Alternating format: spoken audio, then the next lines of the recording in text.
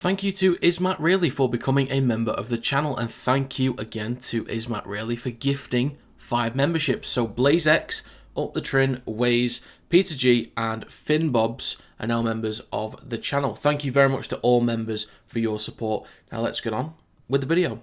Ladies and gentlemen, welcome back to the Kinetic Rugby League channel. Firstly, let me apologise for the atrocious week I had in the last round, getting 3 out of 8 with the wins and 1 out of 8 with the margins. I'm not happy about it at all. I know you guys aren't either, because you guys want successful predictions videos. Of course you do. So if anyone backed what I went with, I sincerely apologise. But this week, we're going to smash it. We're going to turn things around, even though there's a few tricky games in there. We're going to smash it this week. 8 out of 8. Easy. Maybe not. But let's get on with the first game of this week. Kicking things off this week, we have the Rabbitohs versus the Dragons. Starting with form, both have won 2 in their last 5 games. The Rabbitohs have won 2 in a row, and the Dragons narrowly lost last time out to the Warriors after they had won 2 in a row themselves. These sides met for the first time way back in round 2, and the Rabbitohs won 25-24. Bentley Harpe and LeBlanc are both unavailable for South Sydney, but Myers, Hubner, Dodd and Kalamatangi are all available this week. The Dragons will be without DeBellin, Selle and Stewart, but Laurie, Murdoch, Masilla, Ilias and Lawson are all available for the Dragons. The Rabbitohs have been sticking with Ward in the halves, and it seems to be working just fine for now. Jai Gray is at number 1, and he's had himself a hell of a season so far. He's been a quality player when he's been able to play. I do think this one could be tough to predict, especially if you look at the matchups, and there are a few good ones to look at. If we look at the spines, the Dragons have basically had the same one for most of the season. There hasn't been too much to change, so they'll feel more comfortable in terms of executing a game plan and overall connection. The backline is roughly the same in terms of quality, in my opinion. I don't think there's much that separates them there. Then you get to the forwards, and I do think the Dragons have the bigger pack. The area that's most interesting and maybe concerning to me, and this could change later in the week, but it's the bench for the Rabbitohs. They've got Mamazelis at 14, which is fine. They still have Brandon Smith in there, which is, still fine. But they've also got Cody Walker and Thomas Fletcher. There's a real lack of size in there for the Rabbitohs, whereas the Dragons still have Liddle as their 14, with Sloan as an option off the bench as well, but they've at least got the size of Pasifiki Tonga and Laurie to rotate later in the game. So I'm fine with the starting options for the Rabbitohs, and they've got some great options if they want to keep a level of pace in the side, but they're lacking size, and I think the Dragons could overwhelm them later on into the game. So far this season, they've both won 8 games, but the Dragons have played 1 less, and they've also got better attacking and defending stats compared to that of the Rabbitohs. Now, the Dragons haven't beaten the Rabbitohs at a core stadium since 2013, and Wayne Bennett will coach his 100th game with the Rabbitohs, but I don't know if that's enough for me to back the Rabbitohs this week, as I do think the Dragons have shown in the past 6 or 7 weeks that they're good enough to keep games close for a start and beat some good sides. And while the Rabbitohs have won 2 in a row, they've beaten the Titans and the Eels, and they aren't exactly statement wins. So I need more evidence from the Rabbitohs, and I feel like I have enough for the Dragons right now to back them for this one. So for prediction, I'm going to go with the Dragons to win 1-12 points, and for a try scorer, I'm going to go with Alex Johnston. Next up, we have what could possibly be the game of the round, with the Panthers taking on the Raiders. Starting with form, both have won 4 in their last 5 games. The Panthers' win streak was ended by the Storm in the last round, while the Raiders got back to winning ways over the Seagulls. And this will be the first time these sides have met this season. Neither side will be missing anybody from the last round, but the Panthers will have Gaia, Summerton, Laurie and Yo all available this week, while the Raiders have Mooney, Sanders and Levi available, who they won't really need. But the Panthers, they could at least promote Yo from the reserves to the starting 13 if they want to. Now, stats-wise, the Raiders have 5 more wins than the Panthers this season. They've scored an average of 3 more points per game than the Panthers as well, but conceded on average the same number of points. If you want to go into decimals, it will lean in favour of the Panthers. Now, I'm really looking forward to the tactical side of this game. I know we'll likely see a lot of skill on display. So both sides are really close in terms of full strength as well, which helps for the competitiveness in this one. For the Raiders, they have Papali'i, Tarpany and Horsburgh starting up front. They're capable of winning the battle up front against anybody, and they will potentially be the difference makers in this game. If the Panthers can at least take something away from the Raiders, whether that's their offloads or their post-contact meters, they'll have a better chance in the field position battle. But I do think the Raiders pack, on paper, wins the battle up front. Now, both sides have a group of backs that's full of pace and skill, and it is hard to separate them. You'd assume that Cleary in the backs for the Panthers would be the most reliable out there for the kicking game, and therefore might be able to control the game better, and could pin the Raiders back more. But the Raiders' backline feel capable enough to me of working the ball out their own end, and if the Raiders attempt to do that to the Panthers, they've got Toto, who's great with carries out the backfield, and Edwards with his returns, who can find extra meters. My hope for the Raiders is that they don't just become stale in possession. I want them to complete at a high rate to stay in the game, but what makes them so special this year is what they can do off the back of the hard work from the forwards. The Raiders need to move the ball around, not just constantly kick to the corners at the end of every set. They need to stretch this Panthers defence inside their own half and in the midfield, not just when they get inside the red zone, because the Panthers defence on their goal line has been solid for a good few months at this point. So the Raiders need to be brave this week. Offloads will help them to do that, because if they get the ball to Weeks, Timoko, Starling, or Strange in broken play, they will do some serious damage. Now, I think the Panthers are more likely to stick to their method, trying to complete sets, not showing their hand too much when going into the back and forth. They'll try their hand and actually move the ball around sometimes in the midfield, but I don't know if they'll do it as much as they might need to. Now, the Panthers have won 5 of their last 6 games against the Raiders. The Raiders have played in Mudgee twice for 2 losses, though, and the Panthers have won 2 of their last 3 games against top 4 opposition. So those stats do lean in favour of the Panthers. But I think even though the Raiders have been playing so well this season, there are some people that aren't really sure about them yet, and I think they'll surprise a lot of people this week. They did against the Storm way back earlier in the season. I think they might do it again this week. And they've just had a week off as well. So they could be bringing much fresher bodies to this game, and that is a huge help for their forwards this week that already seem bigger on paper. So for prediction, I'm going to go with the Raiders to win 1 to 12 points, and for a try scorer, I'm going to go with Xavier Savage. Next up, and another potential game of the round, is Storm versus the Bulldogs. Starting with form, Storm have won 4 in their last 5 games, and that's actually 4 wins in a row as well for Melbourne. The Bulldogs have won 3 in their last 5 games, and in the last 4 weeks, the Bulldogs have gone from dominant against the Seagulls to outplayed by the Tigers to dominant against the Warriors to then outplayed by the Roosters. So the Bulldogs are struggling for consistency in the last month. This season, the Storm have 1 more win, significantly more points scored, but slightly more points conceded. Blore is out for the Storm, so Chan will move to the back row, Seve and Meany will be at centre, Munster will start at fullback, and Pezzett and Wishart will start in the halves, which is what the Storm did against the Panthers. It wasn't a perfect solution to their injury problems in the spine, but it looked okay, and with another week together, they might be able to work on a lot more of their combinations and timing. Ryan Pappenhausen is listed as available, he's in the reserves, but he could still be promoted later in the week. The Bulldogs are without Rinakama this week, but they have Kiraz and Tuala on the wings with their usual group of backs, with Galvin at 7, Sexton is available, but Turpin, Montoya, Saluka Fafita and Tupanua are also available for the Bulldogs. With the starting lineups, it does lean towards the Bulldogs because of the consistency and strength on paper. Tracy, Burton and Galvin get more time together in the spine, and they have their backline at basically full strength, so defensively they could be solid as well. There are a few things in favour of the Storm this week. First of all, they know how to suffocate teams and limit their meters when they carry the ball out their own end, so the Bulldogs could get stuck in their own end for a while, and that did happen against the Roosters in some parts.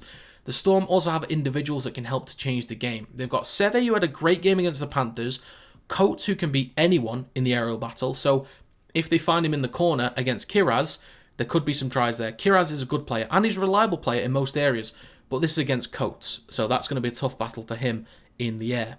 They then have Munster on the field, just in any position, he's a leader and a game changer in big moments. Then you've got Harry Grant at 9, who will find ways to do damage through the middle. Now, the Bulldogs have won 4 of their last 7 games at Amy Park, but the Storm have won 8 of their last 9 games against the Bulldogs. And I think with an extra week with this lineup together, which just beat the Panthers, and the Bulldogs are having trouble with consistency and still don't feel as dangerous as they did in the first half of the season, for a prediction, I'm going to go with the Storm to win 1 to 12 points. And for a try scorer, I'm going to go with Xavier Coates. Next up, we have the Seagulls taking on the Dolphins, starting with form, which is not good viewing at the moment. The Seagulls have won just 1 in their last 5, losing 4 games in a row. The Dolphins have won just 2 in their last 5, losing 2 games in a row. I'm concerned about both teams right now. Now, the Seagulls have been on a tough run. They've played the Storm, who they beat, then the Bulldogs, Roosters and Raiders, and then they just lost the Tigers at the weekend as well, scoring just 8 points per game in their last 4 and conceding 29 points per game in their last 4. That is awful.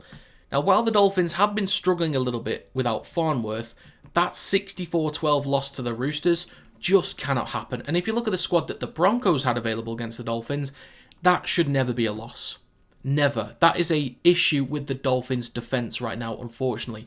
Luckily, they are more reliable in putting up points because they've put up 28 in the last game alone, which is only 2 points less than what Manly have managed in their last 4 games combined. Now, in terms of player availability, Ruben Garrick will be out for Manly, so Talau will join the back line.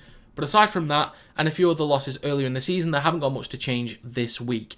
The Dolphins have Max Feagai back in the side at centre, and then Kafusi and Molo are both back in and starting in the front row. So that battle in the middle is now more even. The Seagulls have more size, but the impact players for both also look good, with Bullimore and Sipley for Manly, then you've got Nichols and Kurt for the Dolphins. I think the Seagulls have been able to start some games fairly well recently, but they can seriously drop off in the second half. A concern I have for them is just letting Cherry Evans kick on the last tackle every single time and never taking risks in the midfield, because inside the red zone, they look really stale. But you've got so much pace in the side. With the likes of Saab and Kula, why not use it in open field? I know Tabai Fidau is quick enough to catch up, but as long as you've got someone in support from a line break, he cannot stop every single 2 or 3-on-1 that you've got. Now, while the Dolphins do need to make sure they actually complete their sets, because I do think they'll try to move the ball around more inside their own half and the midfield, they need to make sure that when they start spreading the ball, they complete their sets. I trust their spine to create chances, and with Donahue at lock, he's gradually starting to find ways of playing that role that works for him, as a smaller body as well. But I also think, as a side note as well, for Donahue, getting this experience is great for Fiji later in the year, and I'm excited to see what he can do for them if he plays at 7 again this year. That was just a quick side note. Now, the Seagulls have only scored 6 tries in their last 4 games, and the Dolphins have won only 3 from 8 played outside of Queensland this season. Now, I don't really have much trust in either right now, but Manly haven't scored much, and the Dolphins' defence might allow them to score a few more, but the Seagulls have been conceding a lot of points, and the Dolphins have been able to at least find some decent amount of points in recent weeks. So for a prediction, I'm going to go with the Dolphins to win 13+, and for a try scorer, I'm going to go with Tavita Naufahu. Next up, we have the Titans versus the Warriors. Starting with form, the Titans have won just 1 in their last 5, which is actually against the Warriors in round 21, which they won 24-16. They've also lost 3 games in a row as well. While the Warriors have won 2 in their last 5, they have been on a 3-game losing streak themselves in their last 5 games, but they've at least won 1 more recently. Now, Jolliffe is out for the Titans. The Titans do have Kelly and Jojo Fafita back in the backline this week, and Cleese Haas will come in and start from the bench. Keanu Kinney will be available at 14, so I'm looking forward to seeing him getting more game time this season. Lussick and Ford will be out for the Warriors, so once again, Afoa, who I mentioned basically every week, will come back in, as well as Kossi, Capewell, Berry, and Tamare Martin. Now, both sides have kept most of their games close, even when losing.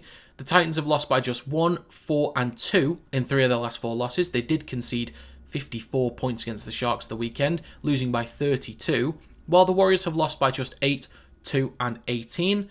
And as I mentioned, they have 1 more win over the Titans in recent weeks, but have won by 4 and 5 points. So both teams have been keeping a lot of games very close, which again includes their own.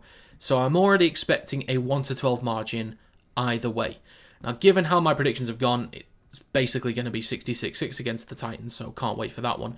Now, I'm glad that the Titans have finally been able to settle on a spine. We've seen an improvement in terms of points for a little while now, but that Titans defence is just letting them down. If they can find a way to keep out just 1 more try per game, that could be the difference. The Warriors are starting to find their way again since they've lost Metcalf in the spine. Boyd and Harris DeVita are a decent pairing and are capable of controlling games and creating chances. They also have outside backs that can produce exciting individual moments. And when the Warriors move the ball with pace, they are very difficult to stop. Both do have an exciting cast of forwards available. You've got Fotuaika, Campbell Gillard and Tino Fa'asuamaleaui, with Isaac Fa'asuamaleaui and Haas as options off the bench, while the Warriors have Fisher Harris and Vaimalga starting in the front row, with Capewell and Niokore starting towards the edges and Clark through the middle. They also have impact off the bench too, with Halasima, who's been an exciting addition to the Warriors this season. So in terms of leadership, production, overall size, I think the Warriors have the advantage there for me. Now, based on the history of this game, the Titans have won 6 of their last 7 games against the Warriors, and the Warriors have only won 1 of their last 5 games at Seabus Super Stadium. However, based on the most recent history and stats, the Warriors have won 6 of their last 8 games in Australia. They've also won 13 games this season, compared to the Titans winning just 5. The Warriors have scored just 1 point more all season, but they've conceded nearly 200 points less. So although the Titans got that win last time out, I think it's more reasonable to back the Warriors in this one. Given their history, I wouldn't be surprised if the Titans get another win against the Warriors, but for prediction, I'm going to go with the Warriors to win 1 to 12 points, and for a try scorer, I'm going to go with Rocco Berry. Next up, we have the Eels taking on the Roosters. Starting with form, the Eels have won 2 in their last 5 games, and they're on loss form right now. So they have been inconsistent. While the Roosters have won 3 in their last 5 games, they've won 3 games in a row. Now, positive for the Eels is that they haven't really conceded that many points in the last few weeks. They've conceded just 16, 18, 20, and 20 again, which is pretty good actually, in their last 4 games. But they've only managed 10, 19, 16 and 22 points scored, which has been enough for 2 wins in those 4, but they'll need to start finding an extra win or 2 per game to find some consistency if their defence can at least stay fairly reliable. Now, the Roosters conceded 31 and 34 points a few weeks back before limiting their last 3 opponents to just 4, 12 and 12 points again, against 3 sides that are full of attacking quality players in the Seagulls, Dolphins and Bulldogs. But the other advantage there is the points scored. They put up 30 points against the Storm, in which they conceded those 34 points, but they've also scored 20, 64 and 32 in their last 3 games. I think there's a decent matchup in the forwards. There's a good mix of size and speed, plus offload potential as well, especially with Angus Crichton. I do think the Roosters have typically been more destructive up front this season, and their bench has a little bit more impact and experience in my opinion.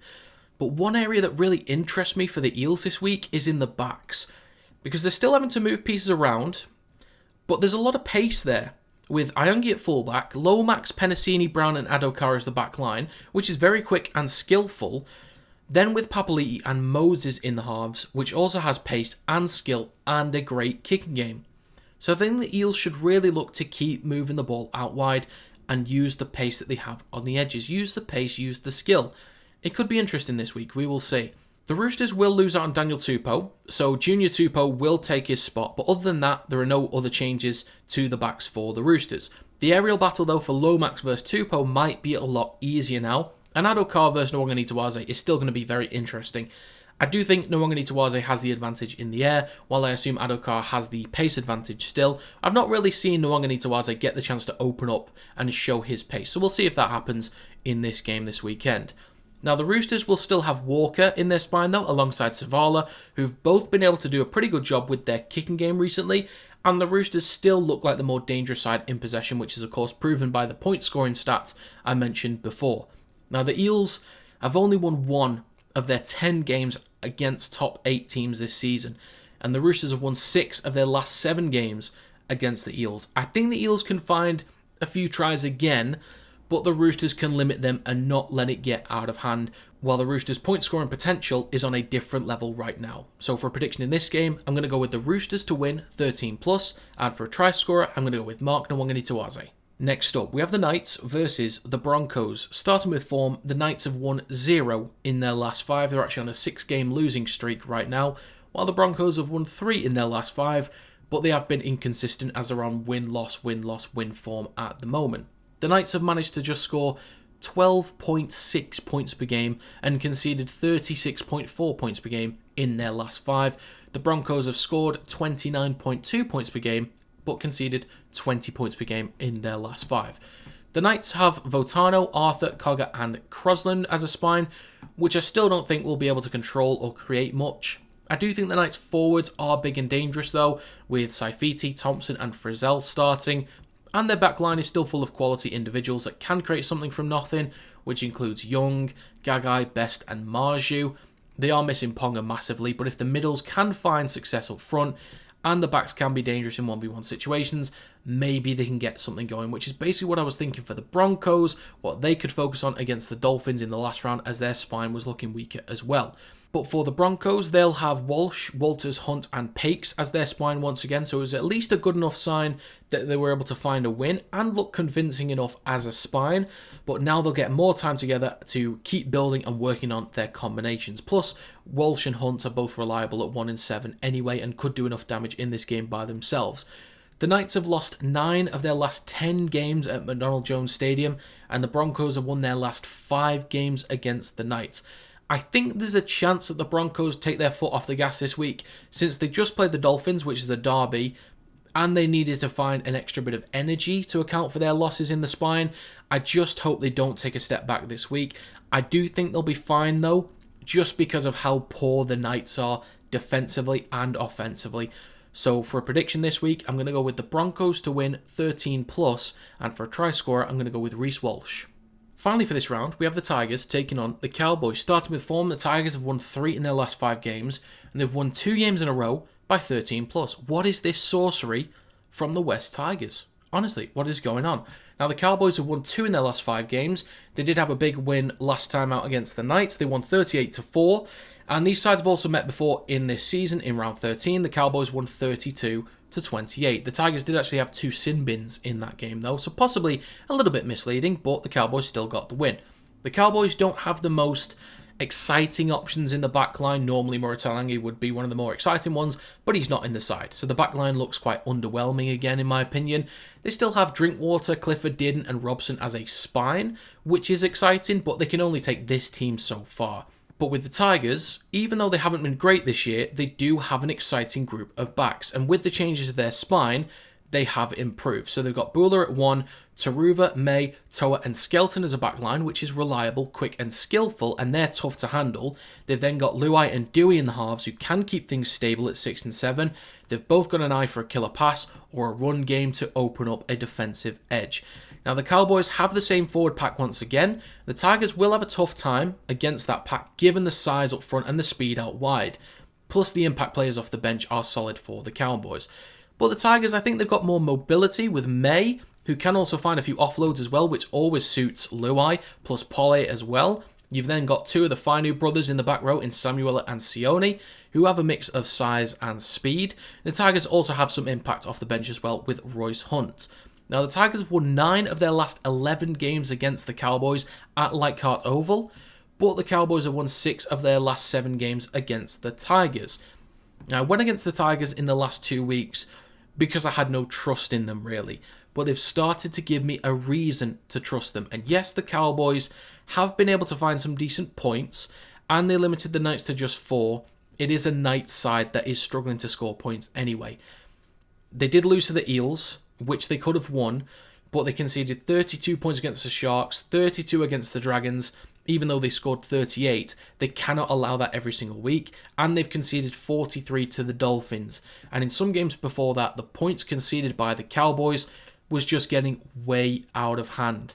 Now, I'm not completely sold on the Tigers yet, but they are improving, and I think they've got the squad in comparison to take on the Cowboys and compete a little bit in the forwards, but more so in the back line. So for a prediction, I'm going to go with the Tigers to win 1-12 points, and for a try scorer, I'm going to go with Gerald Skelton. So to recap my NRL Round 25 predictions, I'm going to go with the Dragons, Raiders and Storm 1-12, Dolphins 13+, Warriors 1-12, Roosters and Broncos 13+, and the Tigers 1-12. For win confidence, it is very low at 65%. That doesn't automatically mean that I think a lot of those games are going to go the other way. It's just very difficult in a lot of these games to predict the winners. I am unsure with the Dragons, Raiders and Storm. I'm unsure with the Dolphins as well, even though I've gone 13+. I am also unsure with the Warriors. I'm very confident with the Roosters, fairly confident with the Broncos, but I'm unsure with the Tigers as well. For margin confidence, I'm at 95%. For me, the Dragons, Raiders and Storm all feel like close games either way. The Dolphins at 13 plus is my biggest concern just because of their defense. But for the Warriors, Roosters, Broncos and Tigers, I'm very confident about those margins. The Broncos could be tricky because of their spine. They're depleted in the spine right now. But given it's against the Knights, that does give me enough confidence this week for a 13 plus. So there you have my recap for this round. So that is going to be it for this video. If you guys have your own predictions, please do let me know in the comment section down below. And as always, if you enjoyed, feel free to leave a like. It does help to get the video out there to more people. Subscribe to the channel to stay up to date with more Kinetic Rugby League content. And if you'd like to become a member, you can do by clicking the join button below this video and joining for as little as £1 per month. But that's going to be it. Thank you very much for watching, and I will see you next time.